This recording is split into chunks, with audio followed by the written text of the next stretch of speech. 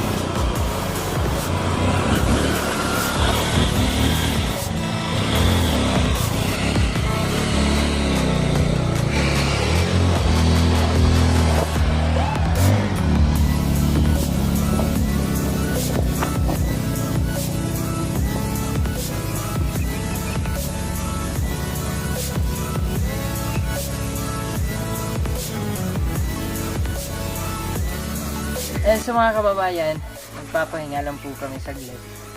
Dahil kahit na nakamotor po kami, mahirap po kasi ang daan, napapagod din.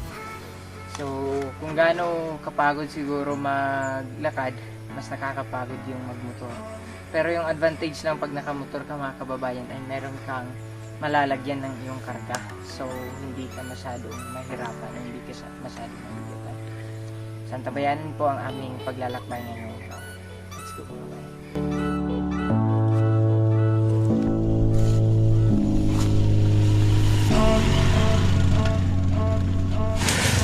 So mga kababayan, bali paliit ng paliit po yung daanan dito. Bali po dyan, wala na masyadong madaanan. So ang gagawin namin ay maglalakad na lang po kami. So kukunin namin yung mga karga dito and maglalakad na lang po kami. So di na kasi kakayanin ng mga motor namin pag ituloy pa namin. Baka mahirapan lang po kami pag paakyat mamaya. So ngayon po mga kababayan ay magsisimula yung aming paglalakad papunta sa sitio Pulangi, Barangay Lama-Lama. Tinatawag siyang sitio Pulangi mga bay dahil malapit po siya o nasa tabi po siya ng Pulangi River. So hindi ko rin matansya kung ilang minuto kami maglalakad. Basta't kailangan pa naming daanan yung mga matatarik at pababa, paakyat na mga daanan. So may dala po kami na mga love boxes para dun sa mga bata. Hindi na po kami nagdala ng groceries mga kababayan dahil hindi na po namin kakayanin ang pagdala. So kung meron man tayong matutulungan mamaya, bali magbibigyan na lang po tayo ng cash, maliit na cash, para kahit papano sila na lang po yung mamili ng kanilang pangangailangan. Kasi kung hindi ako nagkakamali mga kababayan, every Sunday ay bumababa po sila ng syudad o bumababa po sila doon sa may sentro, sa may barangay upang makabili ng kanilang mga pangangailangan. Medyo matataas po yung mga talahib dito. Nagka-sugat-sugat na din po yung mga kamay namin kasi ang daming mga sampinit, kumbaga no, sa Bisaya sampinit yun. Medyo malayo pa to. See you mga kababayan.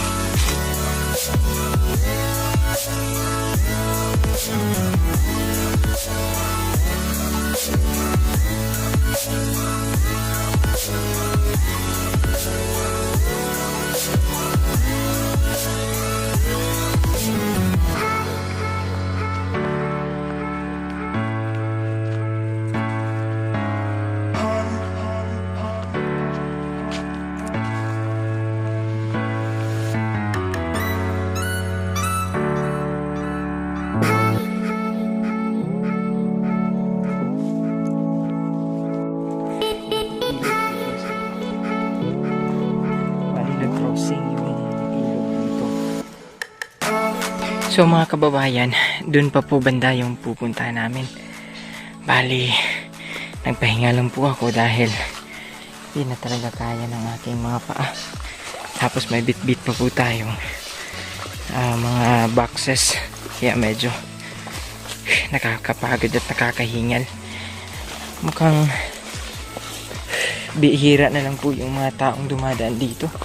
Kasi napaka damo na po yung daanan. So ayan, meron na tayong nakikitang bahay mga kababayan. Dito po siguro sila dumaan sa gilid. Kasi dito puro mga putik. Tikan. Dito lang tayo sa gilid dadaan.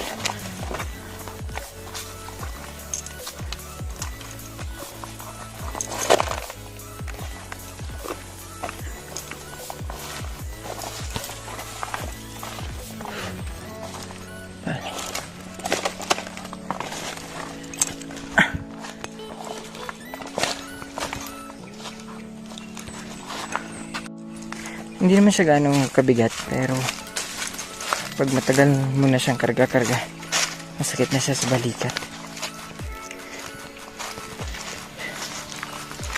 And meron na pong ilang mga kabahayan dito. And ayun na pong sabi ko sa inyo na mga nasapa mga kababayan. Yan, may sapa po dyan, medyo malaking sapa po. Kasi nag-cross po ito. Ang tawag dito sa amin ay sabang.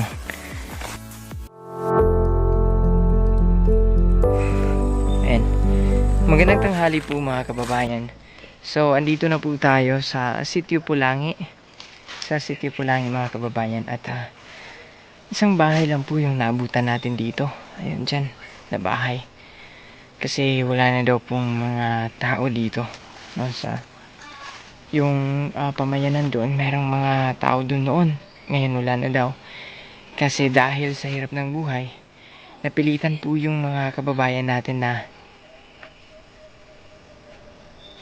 yung self-mining or yung basic mining mga kababayan, yung ginagawa nila ay pamanlas, no? Kung tawagin dito sa amin. So, parang gagawin natin ngayon, dahil wala namang tao dito, ay babalik na lang po tayo dun sa kung saan tayo nanggaling mga kababayan. Pero hindi ko masabi mga kababayan na failed ang mission natin. Dahil kahit pa paano po ay narating natin ang lugar na ito. Napakagandang lugar na ito. At ayan, masaya pa din ako. At sana makakabalik pa din tayo dito. Let's go.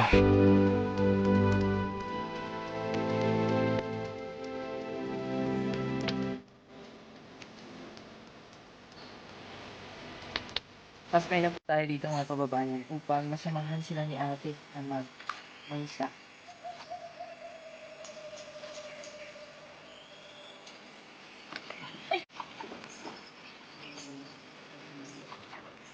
Sasamahan po natin sila na mangisda ngayon mga kababayan.